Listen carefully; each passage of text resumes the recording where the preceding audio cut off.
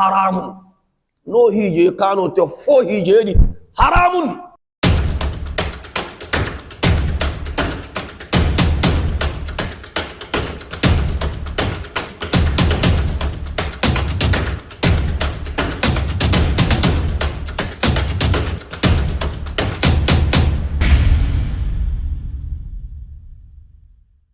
Assalamu alaikum wa rahmatullah. Allahumma salli ala Muhammadin wa ali Muhammad.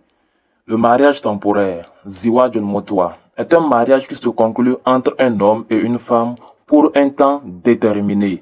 1 mois, 2 mois, 3 mois, un mariage avec un délai de validité. Écoutons ce que dit ce cheikh wahhabite à propos. Nsu hije ni ya ho makafifi. Ni ya ho no kadde za ben. Le cheikh dit qu'il est interdit de se marier dans une intention de se séparer. Autrement dit, le mariage temporaire est haram. Cependant, lorsqu'on se réfère aux principaux livres sunnites, on constate que le prophète l'a institué. Abu Bakr, lors de son califat, l'a pratiqué. Plusieurs compagnons et élèves de compagnons l'ont pratiqué. Quoi? Bien sûr, mon cheikh, regardez avec moi ce livre. Sahih de Muslim, hadith 3416. Jabir bin Abdullah dit, on a effectué le mariage temporaire en contrepartie d'une poignée de dattes et de farine pour un temps déterminé à l'époque du prophète et de Abu Bakr. Abnal fafaska cha bar halali haram.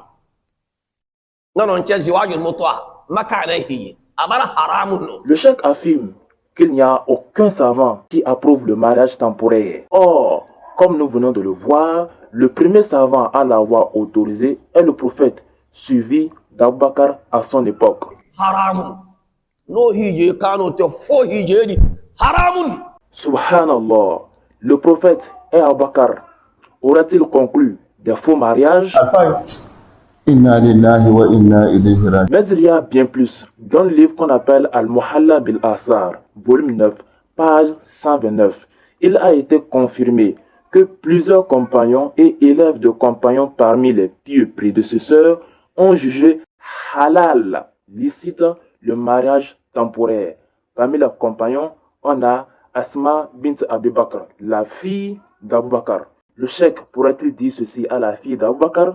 Ce n'est pas seulement elle, il y a aussi ses compagnons. Jabir ibn Abdullah, Ibn Mas'ud, Ibn Abbas, Muawiyah ibn Abi Sufyan, Amr ibn Hurais, Abu Sadr al-Khudri, Salma, Ma'bad, fils d'Omeya.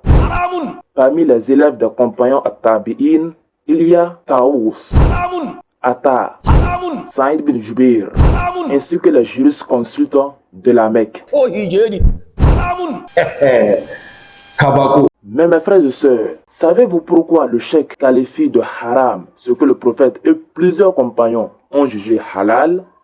La raison se trouve dans le même Sahih de Muslim. Hadith 3416. Jabir ibn Abdullah dit, on a effectué le mariage temporaire en contrepartie d'une poignée de dattes et de farine pour un temps déterminé à l'époque du prophète et de Abu Bakr, jusqu'à ce que, c'est très important ici, jusqu'à ce que Omar nous l'interdise suite au cas de Amr ibn Huri.